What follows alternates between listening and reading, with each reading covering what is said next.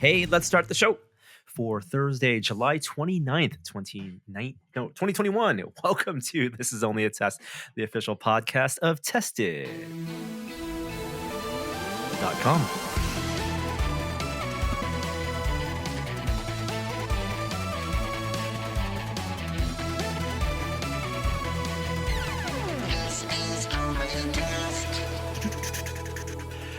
Welcome to the podcast this week, and welcome to a duo cast as we have Jeremy Williams back from his week off and Norm here today this week.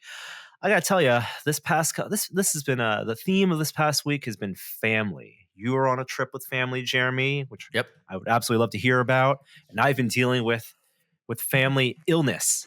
Yeah, thankfully no COVID. We all got our tests. We're all good, but I don't know about you, but I finally had to do the thing of forcing a toddler to ingest Tylenol, and it was unpleasant. Did you have to go through that?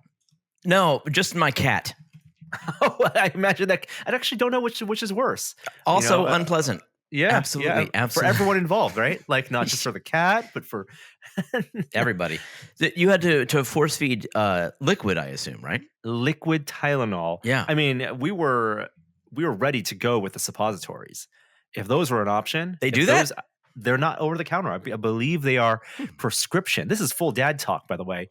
But yeah, I need to. This is like top of mind because we're just at the doctor's, and this has been a thing. There's fevers going on, and obviously in the current environment, we're all freaked out.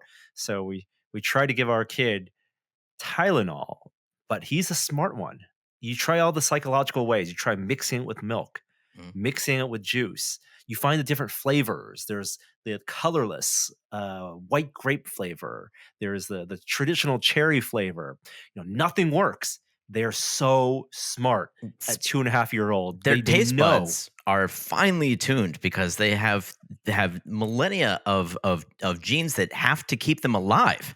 And so they can't eat the berry that has the bad stuff in it. They have to eat the good berry. So they know. But this is the good berry. This is the berry that helps them, that reduces the temperature. But it's not even like the taste, because we've experimented. I've done the taste test. I've like, okay, this is diluted enough in the milk. It's even the action of loading up the bottle. Even it's all the nuances. They're perceptive. They know when they know when we're tense and we're trying to coerce them.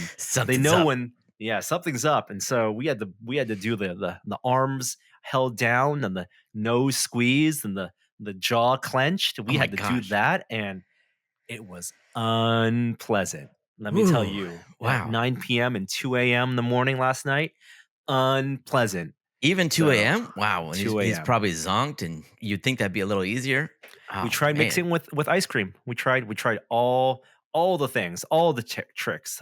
Thankfully, the fever is down today, so that's why we're still recording a podcast. But just wanted to put that out there. I now fully feel like I am a parent. Very thankfully not having to do that for the past 2 years, but finally going through that ritual, and I'm sure there will be many more times to come. But just one of the joys. And I was glad to hear you went to the doctor and everything's fine. Everything's fine. So they were very thorough. Great. Yeah. Good. Yeah. Yes. But you were on a road trip, or you had family time as well. You went on a road trip, of course, down to Disneyland. Yep. Anaheim. And Universal Studios, based on Kishore's recommendation. Burbank. Yeah, we went down. I took the week off after we finished the Space Jam game, and we went. Took the kids. They couldn't wait. After COVID, just couldn't wait to get back to something fun. And Disneyland is where it's our spot. We've gone ever since my daughter was born 11 years ago, and we hadn't been since Galaxy's Edge opened, so it had been a little bit. You have never been. You had never stepped foot. No. You've watched the videos, or you actually refrained from watching the videos. We had talked about the experience. I didn't see the videos of Rise of the Resistance, but I had seen Galaxy's Edge. You couldn't miss that on Twitter. Photos were flying by everywhere. And the drive was great. We had a good time. We stayed there. It was wonderful, very comfortable. People were wearing masks appropriately. Of course, with the Delta variant, it was like as that was on the rise and our trip was coming closer, we were a little more nervous. So we were more conservative than we'd planned to be in terms of like masking up. But In fact, by the time we got to Burbank, it was like the city ordinance. Everybody had to wear masks inside Right. there. So that was not part of the plan. We had not have made these plans if we'd known that there was going to be this second wave. Nah, nonetheless, everyone seems healthy. Knock on wood. After the trip, and yeah, we had a good time. And I mean, I got to tell you, I know there are people who have been to Galaxy's Edge now since it opened, but Many times. me not being one of them until recently. I got to tell the people who haven't been, like, it's cool. It's cooler than I expected. And I had heard that what they tried to do was really make it feel like you stepped into the Star Wars universe. And I kind of thought, okay, that means I'm going to see a lot of Star Wars stuff and merchandise. But the cool thing is, I don't think, this is my impression. You tell me if I'm right or wrong, but my impression is you don't see a Star Wars logo anywhere in that space. Maybe on a shirt that they're selling somewhere on the tag if you look closely, Of course, but of course. it is not anywhere. And everywhere you look, they use the language that people learn before they go there. I know Dan Amrich learned it before going one time. I forget what it's called. Arabesh. If you learn that language is used throughout in the outpost, whatever the land. It's Well, it's the calligraphy. It's like it's like Egyptian, right? There's like the right. whole translation. You need like the equivalent of what's that the the thing that big The translation thing. Rosetta Stone. Rosetta Stone. You need the galactic Rosetta Stone to translate between all the hit. And this is for But people who want to dive deep, who which turns want to out see. you Yeah. have that. It's in the app. You can load Okay. that up and get the translations. But I just thought it was cool walking in there and seeing that, like, for Rise of the Resistance, or the Han Solo Smuggler's Run. Yeah. Smuggler's Run, like, those rides aren't even like, there's no big sign above them saying Smuggler's Run or Rise of the Resistance. It really looks like just Star Wars spaceports, and they might have like a scrolling message across the top of the entryway that says like shuttle boarding now, and they tell you like the group number that's currently boarding, Yep. or a current wait time. But they have done such an extraordinary job of making it feel like you are a fish out of water. Like, you've landed on this other planet, and this is the natural ecosystem. These are the people that live here. This is the environment, and it more than I expected feels like you are stepping into the Star Wars universe. And in fact, when you leave to Fantasyland, or whatever part of Disneyland you're coming from, there aren't even signs to it. Like, that, there are crossroads, and there's some of the signs say, Fantasyland this way, but there's nothing telling you what's that way. And you just wander down. You usually go through a tunnel, and that's when you hear the most loud components of the John Williams score that was Right. written, the Ooh, original yes. Yeah. score Yeah. Yeah. Yeah. for Galaxy's Edge. And it's just this beautiful atmospheric song that just completely adds to that element of being transported, and you feel like you're warping somewhere else. Transportation is the key here, because originally, when Galaxy's Edge first opened, they originally gated how many people could even enter that subset of Disney Oh, with yeah? boarding groups, right? So you would have to, just like with New Avengers Campus, to enter Avengers Campus, there's a queuing system because it's so impacted. And so originally, and now it's kind of free flowing. You can kind of walk in through the two main entrances as you want. But previously, it was boarding group design also. You would have your set time, you would be allotted a certain amount of time, that way they could not have it feel as packed full of tourists, and feel like you are in a different place. It takes that whole idea. I think Cars Land did it previously the best in the Disney ecosystem, at least in the California Disney, between that and DCA, Disney California's Venture, in terms of putting you in a location that feels like it's right out of a movie. Because you're right, when Disney Land first opened, it was the various lands, Right. and the berm system was the thing that really separated that from any other theme park. With this big 8-foot wall that they built, that they dug, the whole of the park is enclosed with a train track, which makes it feel like when you're there, you're not in Anaheim. You don't see the freeway. You don't hear the freeway. And it was a big complaint with Disney California Adventure, when you could see the hotels and you could see the Mm. the sight lines, didn't feel like you were enclosed in a space. And they remedied that with Cars Land, which was a recreation of the Radiator Springs in the movie. So they had all the classic the V8, fuel up station, the Cone Hotel, motels, all these places right out of the movies. But with Galaxy's Edge, it was specifically designed not to be a specific place from the movies. Batu is an original creation. And it has that feeling of Star Wars because it has that, how all the Star Wars movies, Hoth is an ice planet. Like planets are a single ecosystem. Yep. And the Batu ecosystem is like the petrified rainforest ecosystem. It's old trees, old rocks, with a long history on the outer rim. So where resistance and first order can kind of cross paths. Did you get a sense of that geography as well, where there were like the neutral places, like the bazaar, like the shopping place, but where Rise of Resistance is more resistance oriented, and where like the big Kylo Ren TIE fighter, that's more like Imperial themed. Right. Yeah, I got that. Yeah, but I just felt like that was more of like that was the Imperial, or more of like a spaceport closer to Mhm. the bazaar where they Right. might land, and it was more industrial. And then out in the woods, you had like the Resistance, Yeah, yeah, where yeah. Rise of the Resistance ride is. And you have Uh, the X-wing there, so you can definitely feel like they very, yeah. very well thought out the geography, and Right. also that kind of illusion that when you're in that shopping market, you don't feel like you're at Disneyland. Like I think they really successfully made it feel like a whole park into itself inside a theme park. Yeah, the people who are cleaning up Disneyland look like they're from the land. Like they have these cool hats that go that I don't know. They look like Vietnamese. They're really cool. Everything about that land, and honestly, walking around that space by far, and at night, by the way, was Oh yeah. the highlight of my trip. Like it wasn't buying anything. The bazaar, as Hmm. cool as it is, and it is worth going and looking at the details in every nook and cranny.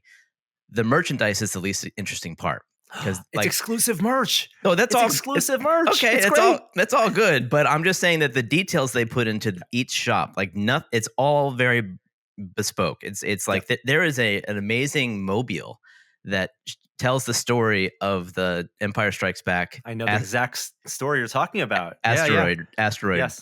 a flight where they're where the Millennium Falcon is trying to evade the TIE fighters, and And it's that's in awesome. theme, right? It's the whole idea is at that part of the Star Wars galaxy, people are the rumors, right? The story of Star Wars are just like how episode 4, 5, and 6 is told through the perspective of the droids.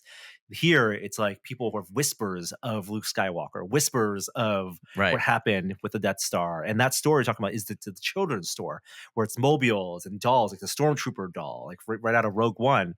It's all those things where, like, okay, it's again indoctrinating the kids, our kids, into Star Wars with kid-friendly toys, but also in universe. There's a logic to the whole thing too. Yeah, it's rad. But the rides. Tell me about your experience with the rides. Well, I'm the only one from my group that wanted to do Smuggler's Run, and so I did it late at night in the singles line, which, by the way, is the way to do it because you got a 45-minute wait any other way. The Yeah. singles line, I practically walked right on. Of course, I had to be an engineer, and I was like, "Oh, I'm an engineer in my day job. I got to be an Oh, engineer on vacation that's too." the dad. That's the parent seat in the back, the supervisor seat. Yeah, exactly. Whatever. Like it was cool, but we had a couple kids flying. That I don't think they'd ever flown a spaceship in their life. Like they're just like apparently one pilot is like up and down, the other pilot is left and right. So I Yeah. thought that was cool. It reminded me a lot of the quadcopter thing we did on Yes. Bits to Yeah. Atoms, where 4 people had to fly one quadcopter, with all the controlling one axis. And I was pressing. I was trying to help my engineer, my co-engineer. I was teaching him how to engineer, having this be my first flight and engineering, and I got 100%.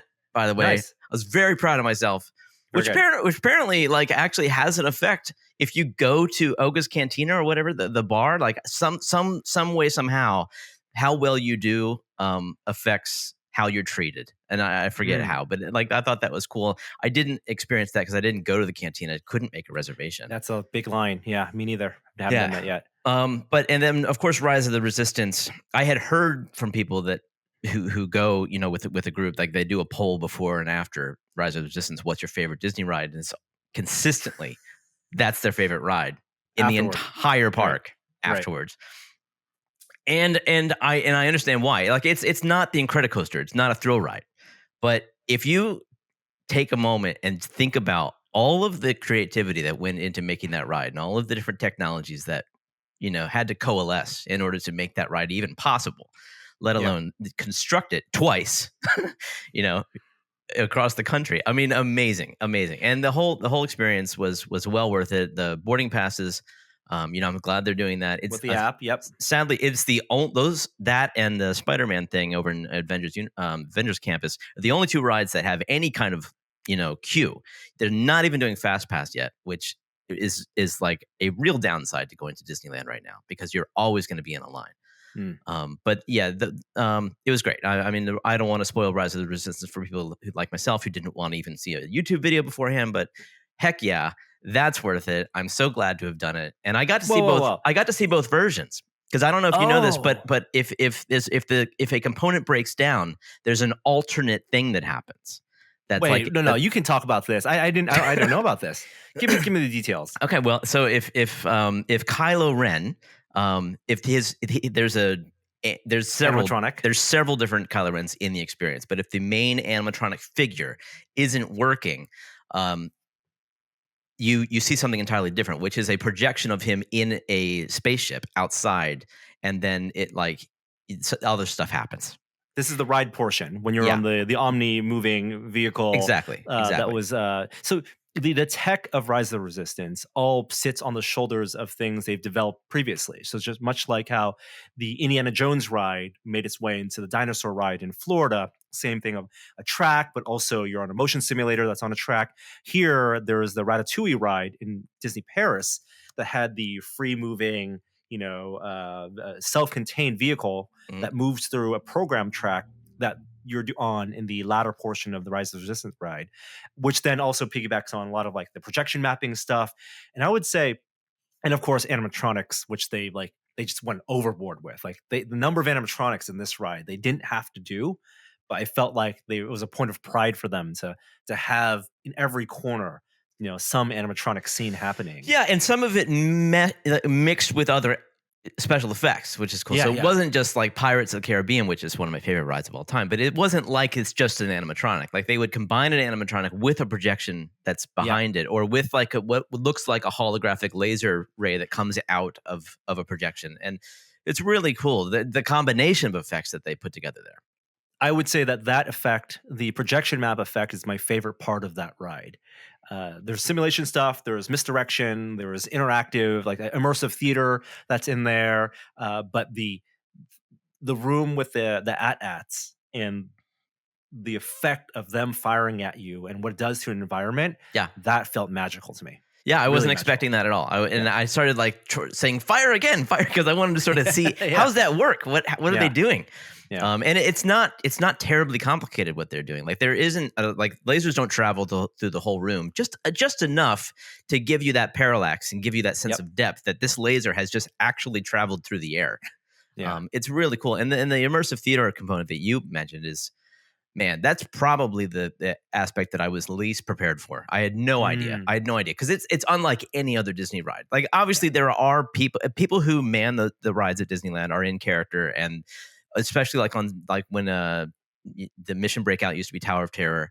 Those people were in the spirit of it. They were like Twilight Zone, hotel workers, you know, and it was cool. And they'd put you on the ride, and that would be the end of it. But in this, it's like there are three parts where you're just meeting completely different characters, and they order you around, they tell you what to do, they're on your side, they're not on your side, and it really is like you like you were saying, immersive theater, like you've gone to the speakeasy or something, and you've like entered this other thing where you, if you wanted to, you could engage with these people and improv with them. It's very cool. And they're trained to do so with both adults and kids who are maybe want to break the system again. Like they had the Jedi Training Academy, which also you could say is a immersive theatrical experience when you have kids being brought up on stage to train and fight against Darth Maul or Darth Vader. This is all kind Right.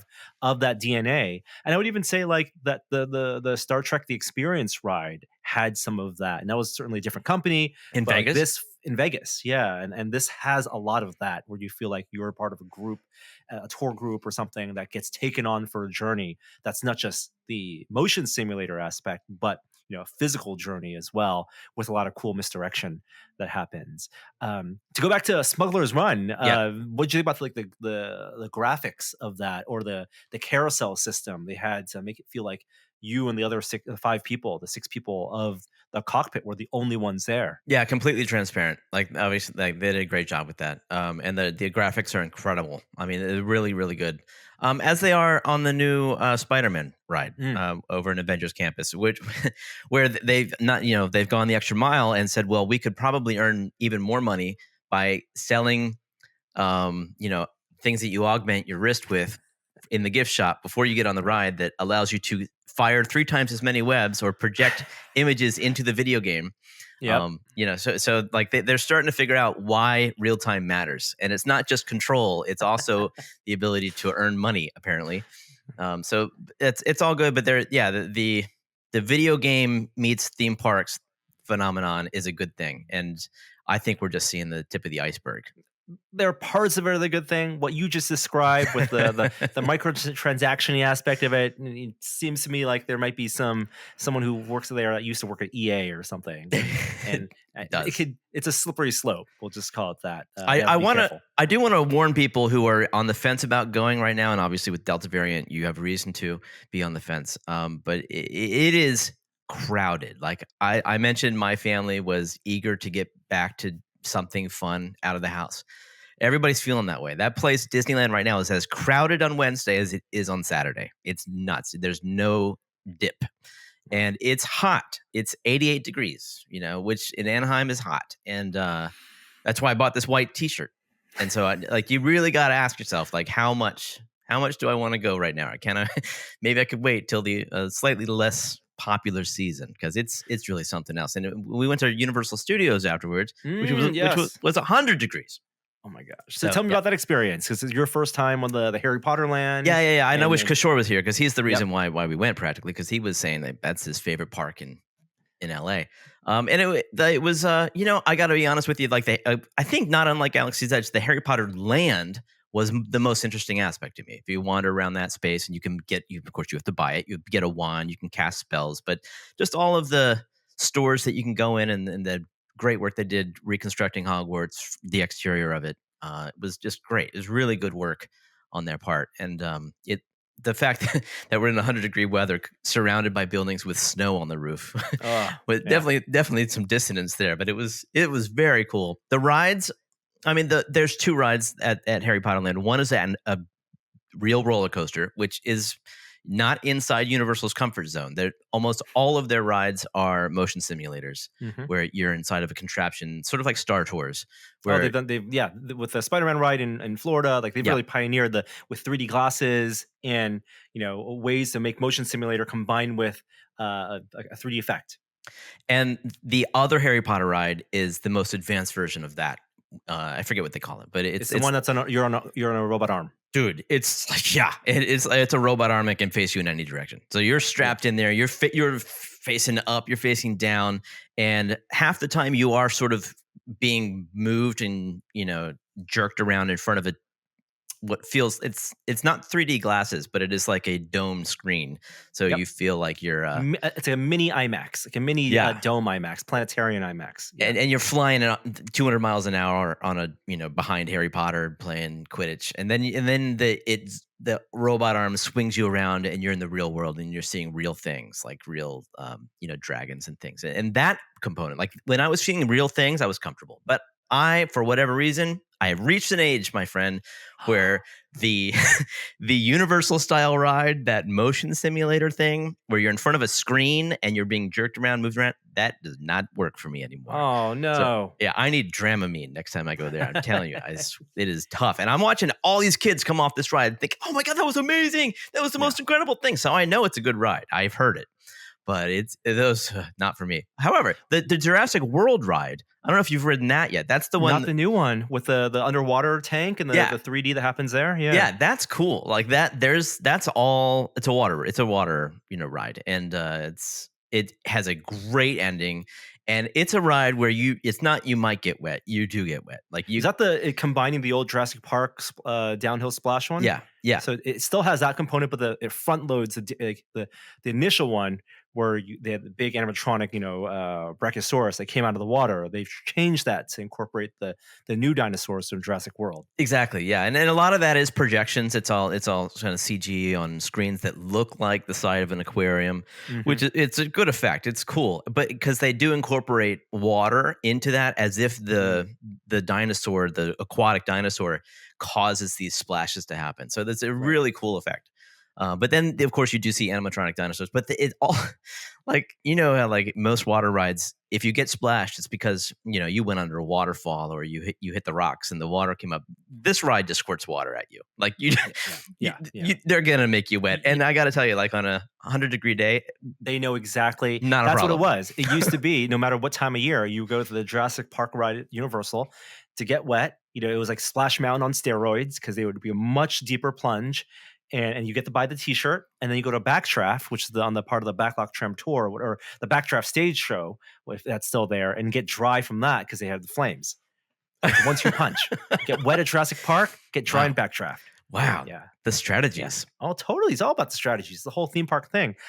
With the Harry Potter one, I love the transition. So it's like, it's robot arms on a track moving between these Yeah, half dome screens. Again, right. the half dome screens were kind of like when they did the Back to the Future motion simulator ride, which is a bunch of DeLoreans in front of a curved screen, all sharing, like, as opposed to you and a bunch of people sitting in front of an IMAX, it's you and a bunch of other cars sitting in front of a giant domed IMAX screen, Mm. and they've shrunken that experience down. So as opposed to how many a dozen of cars all in motion simulators looking at one screen, it's multiple screens that then the robot arms transition you have you stay from each segment. So those little transition elements, I love those because how natural they feel. They would like put you through the side of a building, or you feel it's continuous in the story they're telling, I'm gonna which take isn't your easy. I'm gonna take your word on that because my eyes were closed for the projection Oh, portions. I'm so sorry. I was peeking. I was like, when am I in a real world thing? And then I'd open my eyes Yeah. and check that out. Yeah. Well, if people don't want to go to Disneyland or Universal now or theme park now because of rising Delta variant cases or just because how packed they are, I would highly recommend on Disney Plus. We briefly talked about this new documentary series called Behind the Attraction. And there was the Imagineering story, which Disney Plus launched with.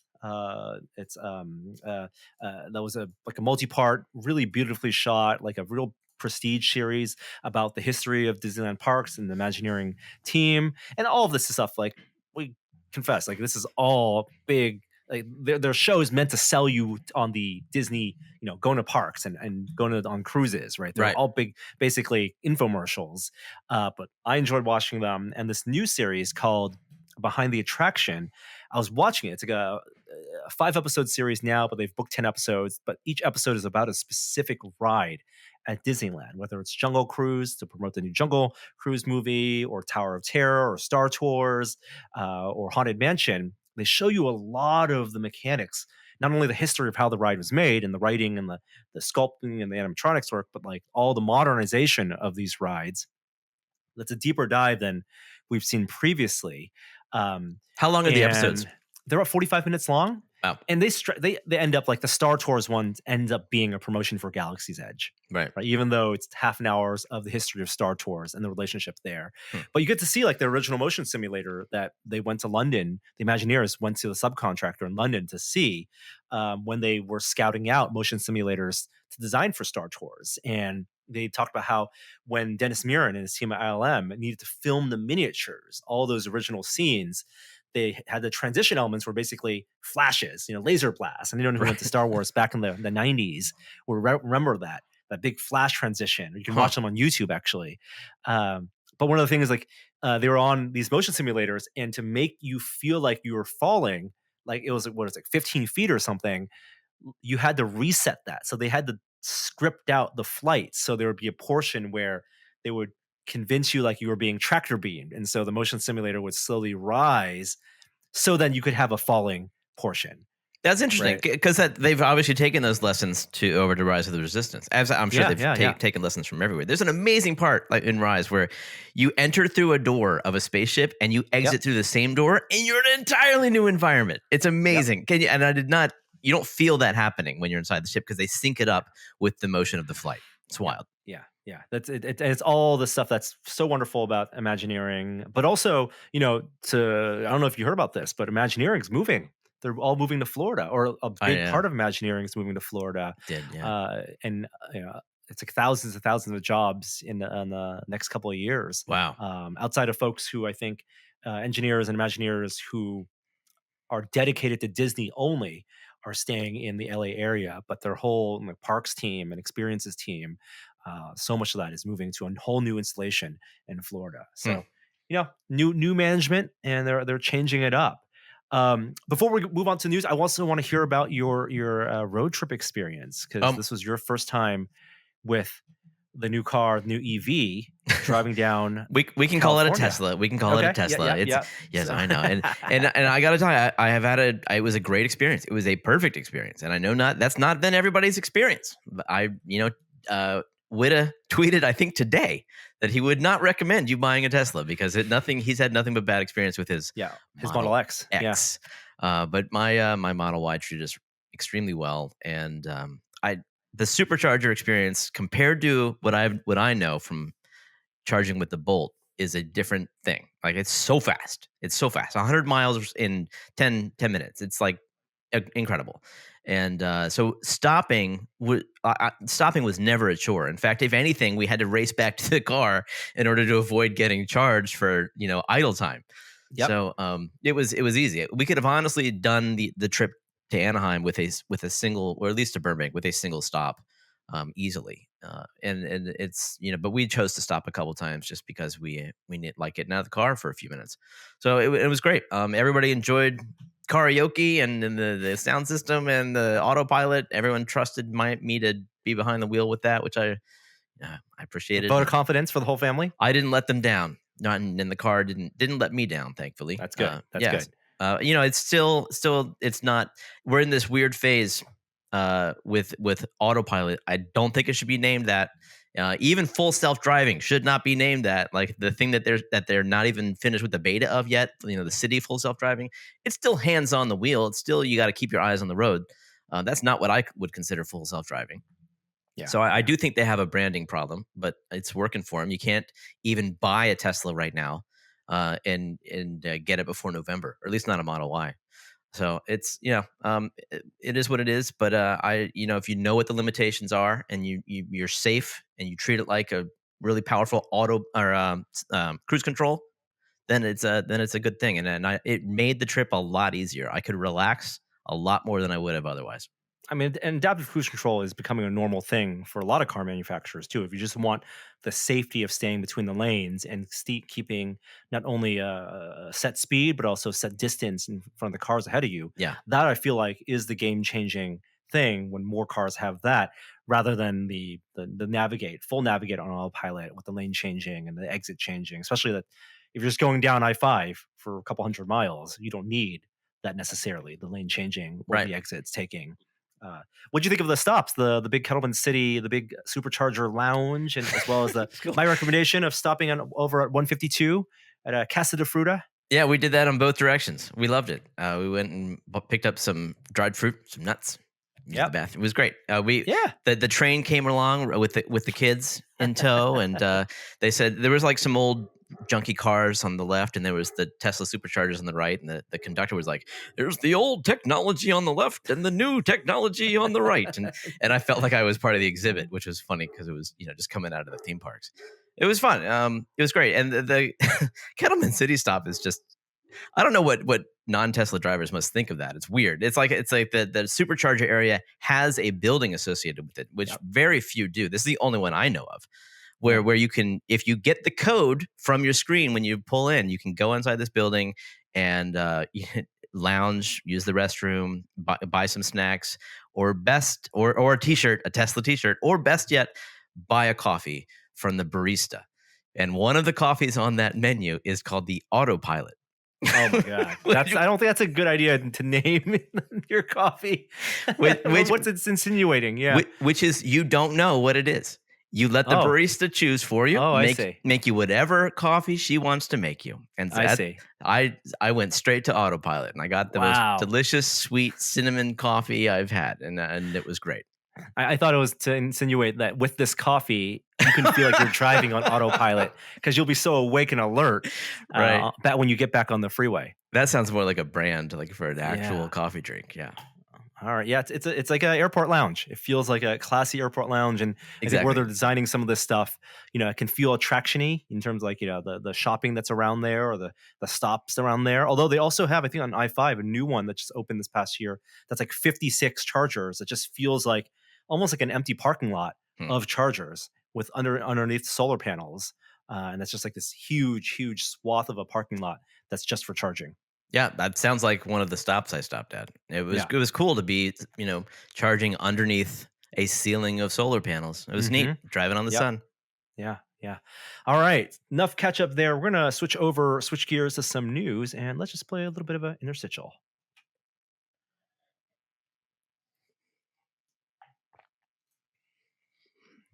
So, Jeremy, you weren't here to talk about the Steam Deck. I'm sorry you missed that conversation last week. Were there any additional thoughts?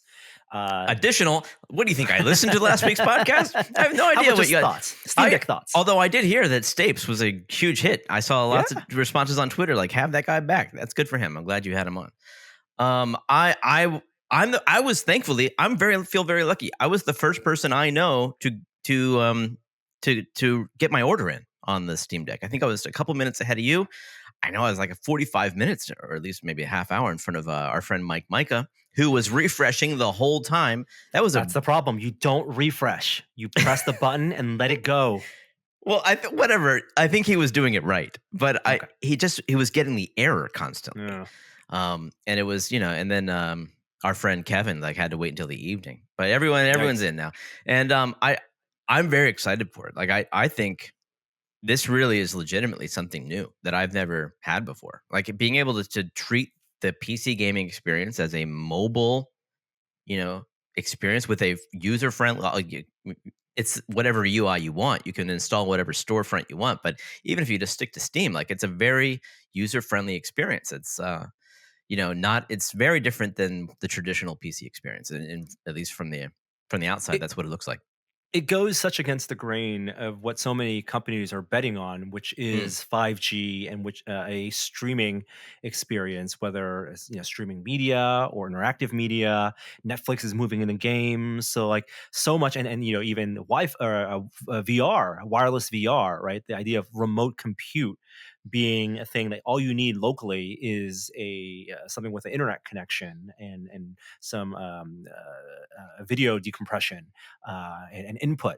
This is the old way of packing all the hardware and all that thermal into a piece of hardware that they're charging, still a premium price for. I can see, even though they would say that they're taking a hit or that they struggle to get to that $400 price point, but that is very much against the grain of of uh, of where we see a lot of mobile going. I guess so. Uh, But that direction that we've been seeing people pursue has been hasn't delivered anything that I'm interested in. I've tried some yeah, of the streaming services, and it's just not. There are compromises, and this is a solution to those compromises, which is like forget that that's not working yet. Let's put some horsepower in this thing and run the games locally and give you you might have to sacrifice frame rate in order to get battery life. Those are now the trade-offs that you're going to deal with, but at least you get the lowest latency possible for input and visuals. and I would even say though that streaming, like you have to understand which of the compromises you're willing to accept. And for a lot of people, streaming, Xbox or PC to even an iOS tablet is perfectly acceptable. And even streaming VR, we found is acceptable with with Oculus Air Link. And if I had the option, if they gave me an option to buy a much lighter VR headset that was just an Air Link headset, that was Ah, ergonomically designed for that, I'd pick that up right away. so you're Uh, saying something you could use on Wi-Fi locally at your home. I'm thinking something yes. you could take with you on vacation. Well, and I think that they're also betting. I think you're right. For vacation, the dedicated hardware is still king. It's why Switch is sold so well, Right. and why laptops. Why we aren't on the even on the computing side just doing workstations. That workstations only make sense in the kind of home office environment or shared office environment with a really solid, strong internet connection. But I do see those two paths as being viable options, and it's Mm, really interesting that you have, Steam that works on iOS and as a streaming, and Steam that now works on a dedicated hardware device right. if people want to buy it. And all of that elevates their ecosystem. And people are happy to buy or choose which hardware solution works best for them. And the Steam Deck is backwards compatible with the other direction. Like you can stream whatever you want. If you find a streaming app, if you want to, stream your home games or whatever you want over Yeah. Wi-Fi or the internet to that device and see how that works for you and get a taste of that direction, you can certainly do that. But I'm saying that I feel like that one device does all certainly Mm, is a nice list of features to have. yeah, But I would be happy with two devices, and to use the VR analogy, I would be happy with the dedicated the Vive Focus 3 or the Quest 2 or whatever the Quest 3 becomes with local compute, right. or a tethered connection, in addition to another device that's maybe cheaper, that's just a display, has no local compute, maybe more battery, and ergonomically designed and optimized for Wi-Fi streaming or 5G streaming, whatever that ends up being. Yeah. I could see that being a thing on consoles too. Yeah, I don't know. We'll see. It's going to be what 6 more months before we get ours. So I'm excited. But I and honestly, like I'm excited to get it just to have it. But I could see people who are. I'm not hardcore into PC games anymore. That is not how I spend the majority of my free time. Whereas it used to be, and Yep. it's where my son is certainly right now. He's on. He plays PC games with every free moment that he has. And if he had something like this, and he represents millions of people, if he had something like this is like unquestionably the way that he would spend his vacations as well. When he goes on the road, or he would turn on his phone's Wi-Fi hotspot, get Mhm. online, and play Rust with his friends, Yep. or in the hotel room or anywhere else. Like the ability to have, that's the big question I have. The thing I'm most excited to try is does it do FPS well? Does it really feel like mouse and keyboard? Because I mean, yeah, most of those games all support gamepad now, but I want to see what those touchpads feel like combined with the analog sticks, and see like how and the accelerometer, because that plays a component too in the aiming. So I want to see how that feels, and I know there's going to be a learning curve, but I want to see how long that is, and if I can end up being, at least as good a player as I am with mouse and keyboard. I feel like you could have that experience with the Steam controller already, and the Steam controller would be the best version of that gamepad FPS experience that Valve designed for, with the actuators on the large thumb pads. Here, they're smaller thumb pads. You still have the paddles. You have all that same input technically, but you're also sharing that space ergonomically with the screen and the hardware underneath. Yeah, So it's not as ergonomic it looks as the Steam controller. we'll see. I think that they've done some improvements on that technology since the Mm, Steam controller. They've certainly done even improvements since the index controllers. They said yeah. that they learned lessons from those thumbsticks, which Well, we the all, drifting. Yep. Yep. Yep. Yeah. not just the drifting, but I think like not being able to press it if you were Right. directing the stick Yeah. up and stuff like that. Yeah. Yeah. And they claim, like Gabe claims, they got some great thumbsticks on this new device, which is beyond what they've had before. And yeah, it's his job to try to sell it, but it's not like their business relies on this. No. Like that's what's cool about this, is that this is an experiment that they can afford to splurge on and maybe not break even right out the door with.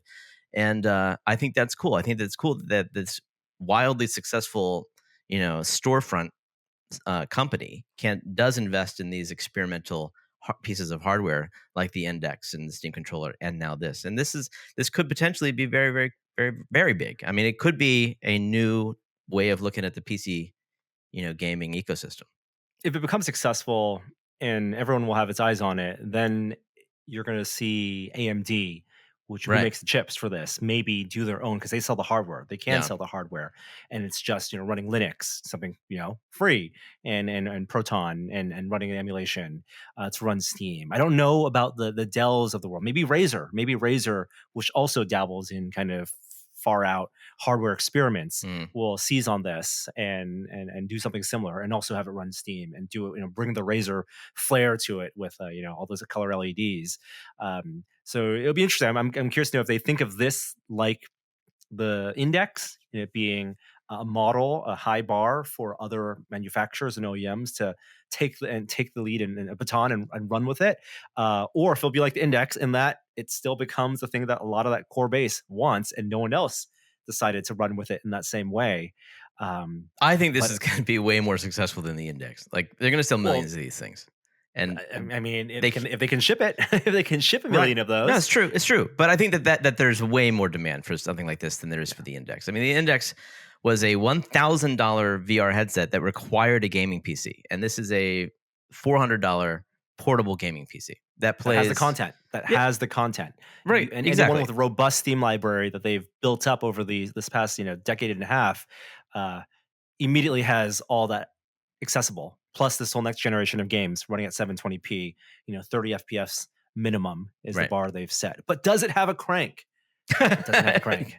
No it crank. no, but it might be a USB peripheral. Oh yeah, there you go.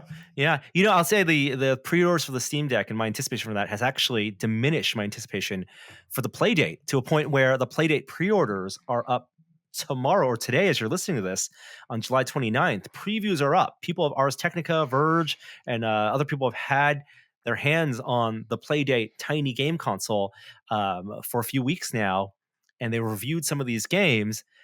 I don't know if I'm going to be first in line for a pre-order here. How much is it? $180. Oh, come on. You can do that. You can. Plus, it comes with the games. How, It like, comes with the first season of the games. yeah. How long is the season? A couple months. Oh, is that Yeah, it? I thought it was like at 6 months. or But maybe. Yeah. it's so novel. Like, I just think it's cool. Like the idea that, first of all, the novel interface is it. The fact that they got that they decided that they added a crank to it opens the door to mechanics that you can't get on anything else. You can't get it on PC. You can't get it on Switch. Nobody else has the crank. So it's just like a spinner in the arcade game. Like it's why you would go to arcades is to see interfaces that you'd never seen before, never interacted with, and didn't have at home. And so now they're making a console that has that, and I love that component. It's sort of like what the 3DS kind of did, but not exactly. But I just like that it has that novel input mechanic. Now, the 1-bit graphics also limiting, which is going to create some interesting aesthetics that some people are masters at and some people aren't. We'll see which games take advantage and know how to work within the constraints of a single or two colors on and off. But I do think that that's going to give it a different kind of look that could be interesting. I'm not sure that that's going to be quite the selling point for me that the crank is. But the idea that you and I, everybody who has it, gets the same games That's the killer app. It's on not the crank. day and The date. crank isn't the killer app. I mean, if the crank was killer app, I could wait till the Playdate's on sale. I could buy a used one. The killer app is the network effect Yeah. of everyone getting the same game at the same time, and I want to be in that conversation. It and treats be chatting with everyone. games sort they're of playing like the game. television, where it's like the episode airs and you see the water cooler talk on Twitter, and that could potentially happen among friends who have this thing. And I think that's going to probably be that's going to be good for sales as well. People are going to pick it up because they're going to see people talking about it because everybody gets these things at the same time and nobody's left out of the conversation unless you just simply decide not to play it. It's not like you have to buy the game on release day as you would with something like Ratchet and Clank, which is, something cool, but not the same thing. Well, I'll tell you that group of people who will be able to talk about games will be limited to 20,000 at least for this year. So last week we talked about how the kind of the leaked numbers or the calculated numbers by the fan community for Steam Deck estimated about 70,000 for the first 90 minutes of sales or something. But Panic has already said, Playdate, if you pre-order Thursday 10 a.m. Pacific, only the first 20,000 or so they think they can ship this year. That's They not won't good. stop your pre-order, but the rest will be next year, and that shows you how hard it is in this current day and age to do hardware manufacturing with the chip shortages around the world, with shipping holdups. It's difficult to make hardware, and even a company as big as Valve and as flush as Valve, is going to run into those supply constraints. That's rough, man. I don't. Yeah.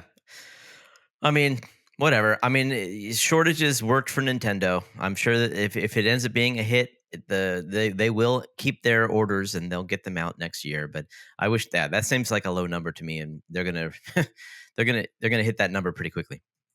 Well, shortages also work for PlayStation because the PS5 has sold 10 million consoles. They just announced. I mean, the fastest selling PlayStation ever, and it's still impossible to get. Yep. Yeah. So yeah, Yeah. I mean, this is where we are. I mean, and it's not just that it's the chip shortage there. It is something people spent a lot of time at home and they were looking for fun, so they tried to buy a PS5.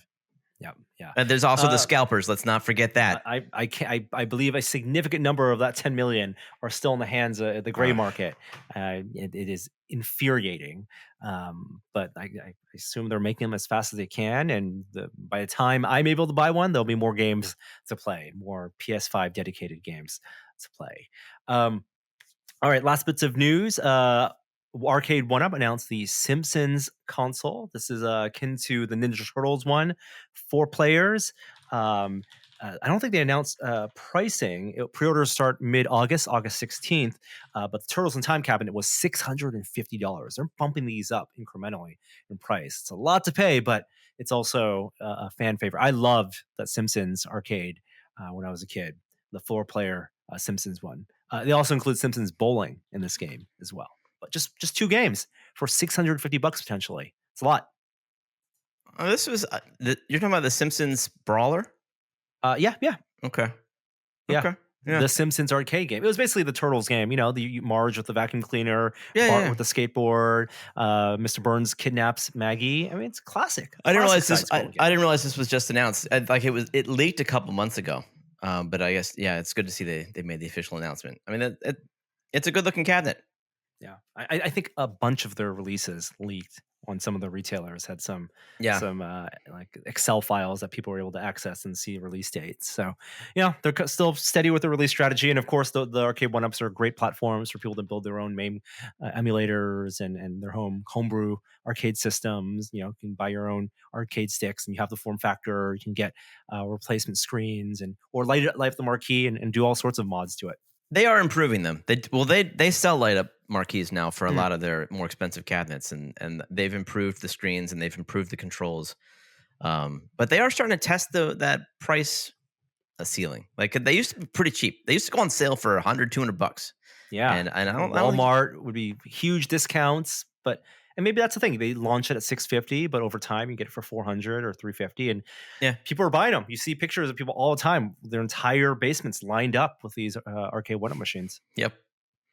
Yeah, and I think that does it for our news segment. Anything else you wanted to talk about? Yeah. I know in the world of pinball, things are very There's sad. probably something in pinball.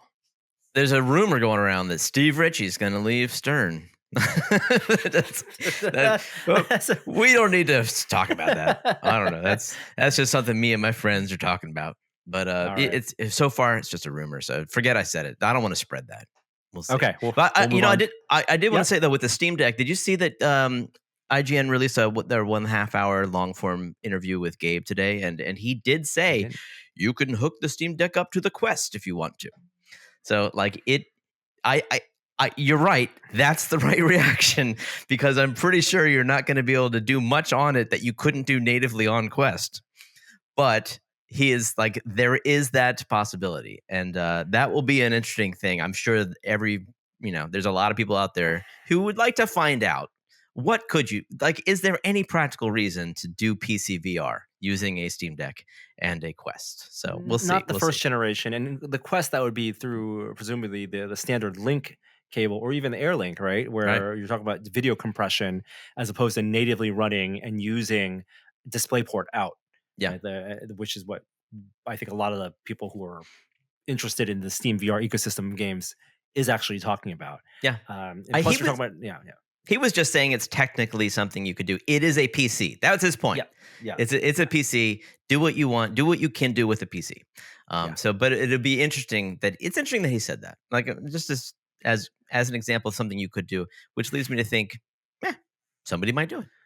Sure. Yeah, we might do it. We might Yeah, plug it in. Yeah, we'll see exactly. when we can get ourselves hands on a Steam Deck. All right, let's move on to a quick VR minute.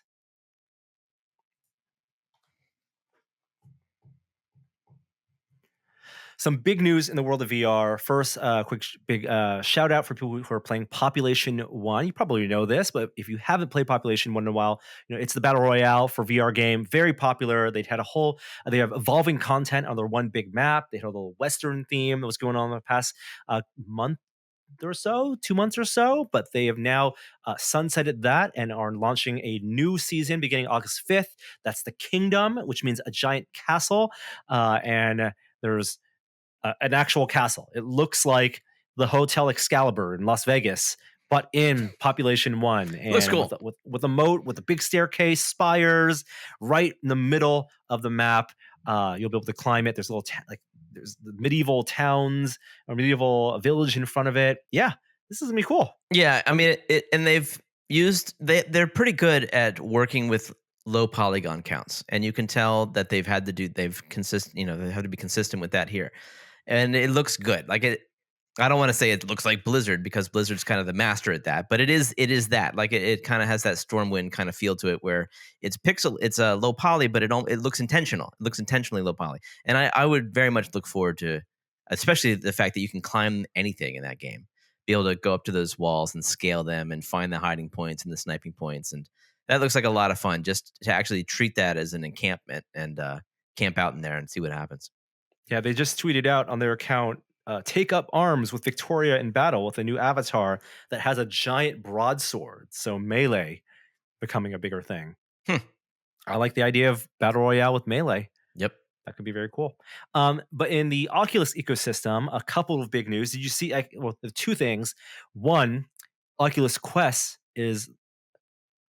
2 has been put on hold. The sales have been put on hold Hmm. because they've discovered that the facial interface has given some people some irritation, Yeah. some itchy faces. Yeah. There's the shipping one that came out of the box, as well as the one that was with the Fit Kit, and so they're offering and they will be bundling a new silicone cover with the Quest 2 once they start continuing sales. And people who bought a Quest 2 can also request the silicone cover if they are uncomfortable with the foam pad cover. You can request the silicone cover even if you're not uncomfortable. Yeah, I guess so. Right. I haven't had a reaction, but I ordered the silicone cover just to see what it was. Somebody mentioned on Reddit that they got the VR cover. Other people are saying they got or I assume that the site says it will be a silicone cover. So I don't know. We'll see. We'll see what it is. But That's a it's good cool. question. I don't know if they're making that in house or if they've partnered with VR Cover, because they had partnered with VR Cover for some official Oh yeah. accessories at launch, and VR Cover has silicone covers that they sell. Oh I'm a bigger fan of the VR covers, like their fake leather pad cover. I'm using that, and yeah. that hasn't given me any skin irritation. So I would recommend upgrading to that. I like the feeling of that much better than the silicone ones. When they relaunch the Quest, when it does go back on sale, they're replacing the 64 gigabyte SKU with a 128 gigabyte SKU. Yes, that That's was what the nice. big news was first, and the news that what people had, found in marketing materials or whatever was leaked. So yeah, no more 64 gigabyte. The price will be the same. So no longer will we have to have that question that people ask us on Twitter: should I buy 64 gigs or splurge for 256? 128 is going to be more than enough, and I think that is the right starting point for capacity for the Quest 2. Uh, $299 for that, right? Yes, $300. But they also announced that version 31, we're getting so many software updates. Version 31 of Quest for the Quest 2 is going to finally give developers access to the pass-through camera API. So they can start creating pass-through AR experiences, presumably to set the groundwork for whatever next hardware, or even the current hardware, which has the black and white pass-through, and privacy being a big concern. So developers can't tap into actual imagery, Hmm. video images from these cameras. They can only do the poses from the hand tracking or some of the world mapping stuff, the SLAM stuff. But a lot of developers I've seen on social media are really excited about the potential of what they can do with the pass-through camera data, the geometry data, that they can actually then display in some type of pass-through AR game experience or AR experience. Period. And what have they said they want to do? Because I have a hard time. There's no obvious use case for that in my mind, and I'm sure that there are some great ideas. I just haven't seen them yet, and I really look forward to seeing what developers do with them. But have you read anything from developers that where they actually talk about their ideas? Well, I think that you can start mapping like flat surfaces. So you can start having games that are, cubism as opposed to being in a completely virtual environment. You can have cubism, the environment being your home environment, which allows for more comfort, mixed with the rendered 3D object. But then if it's a game that's, the object then interacts with geometry that pass through has detected in your world. So it's a flat surface. Wait, that works? I'm pretty sure that works. Huh? Boz had a post about that, because they've already experimented with, you being able to draw your couch and identifying Right. your couch, or drawing Your your desk. tables, your desktop surface, and so this is the next logical thing for that.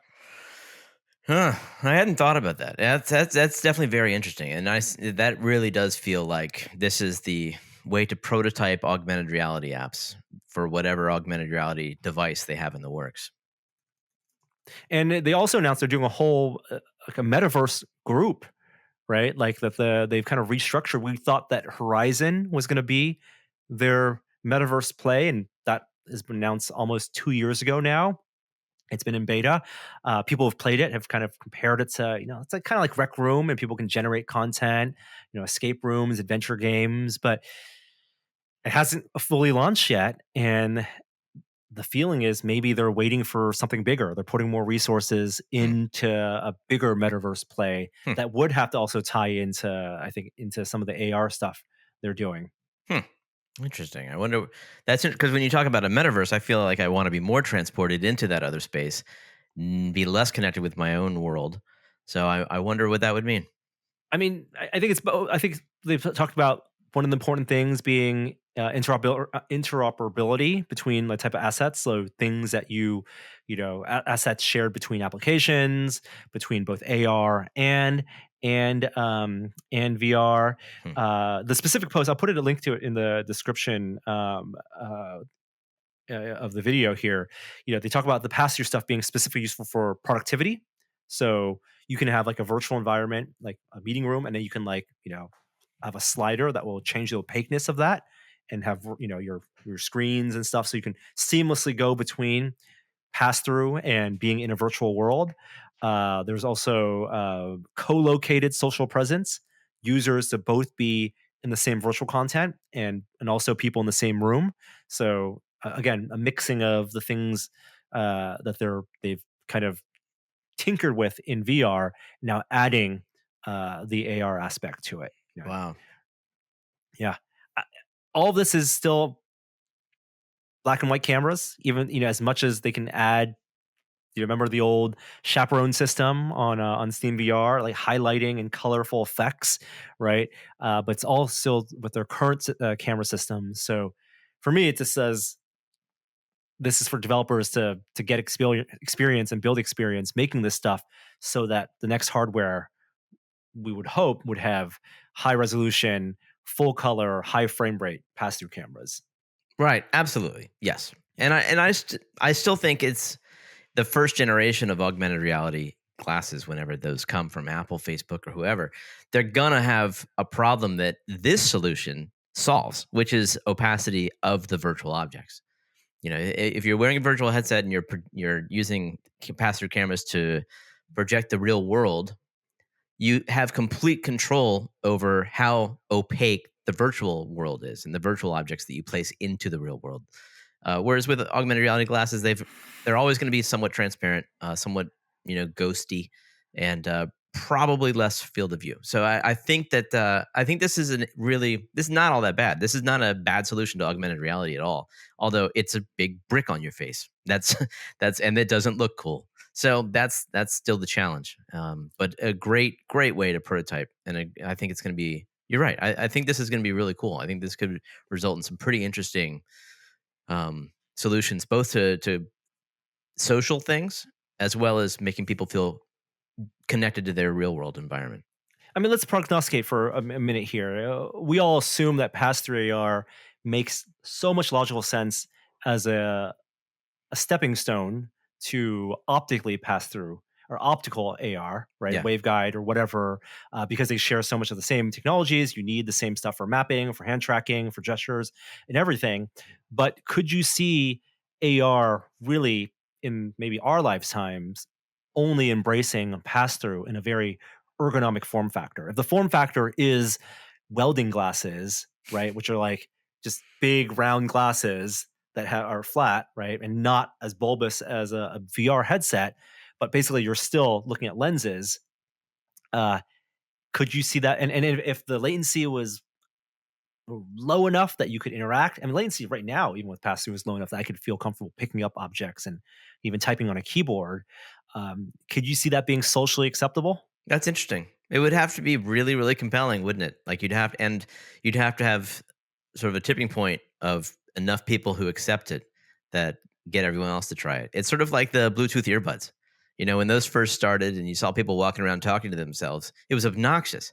But now I don't think anything of it unless they're in a restaurant. But yeah, I mean, you're right. I mean, if there were something, if somebody like Oakley could figure out a way to do that stylishly, maybe.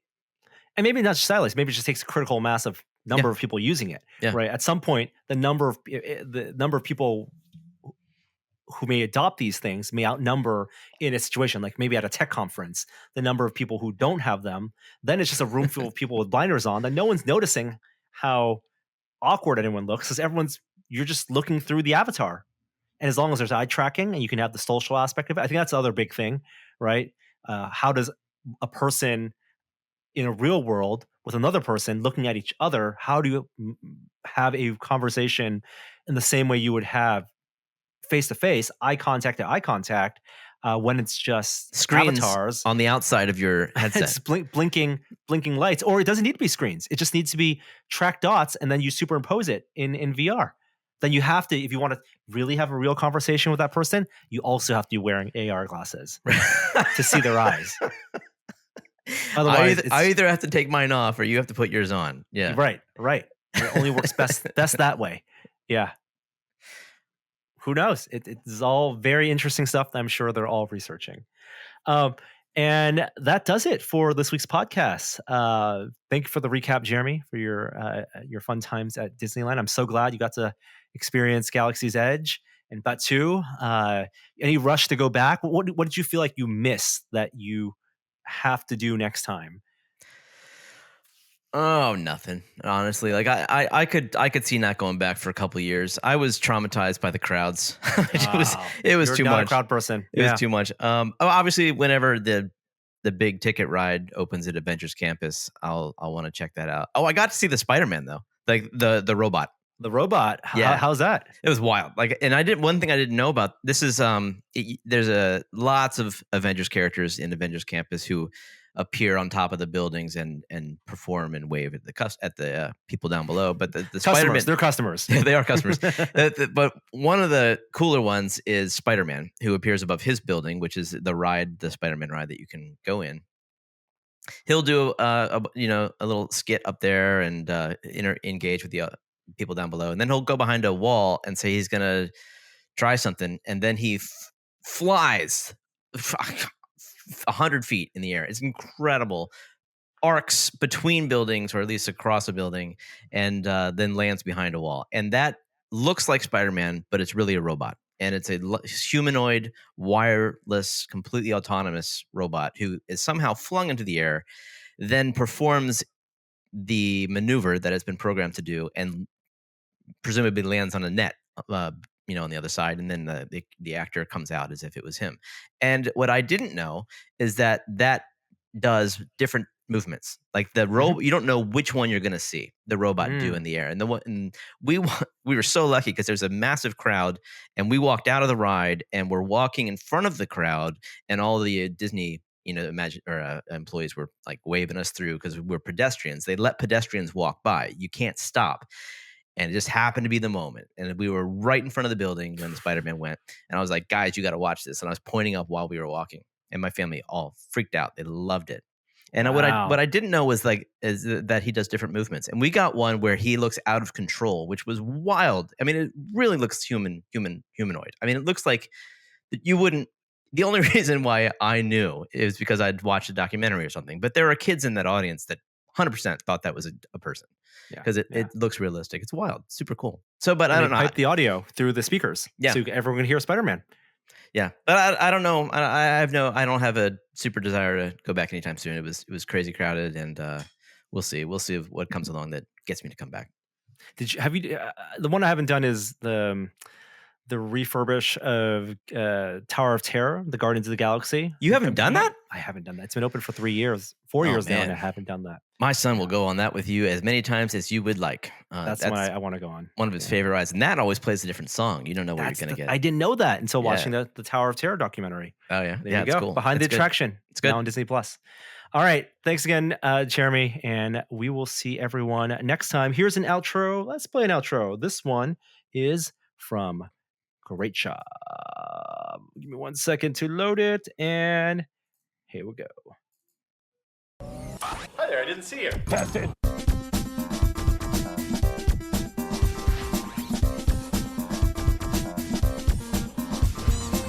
Just one story this week. What were you guys doing 1.8 billion years ago?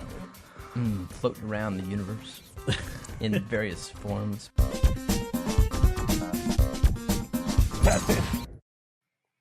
See you next week. Bye.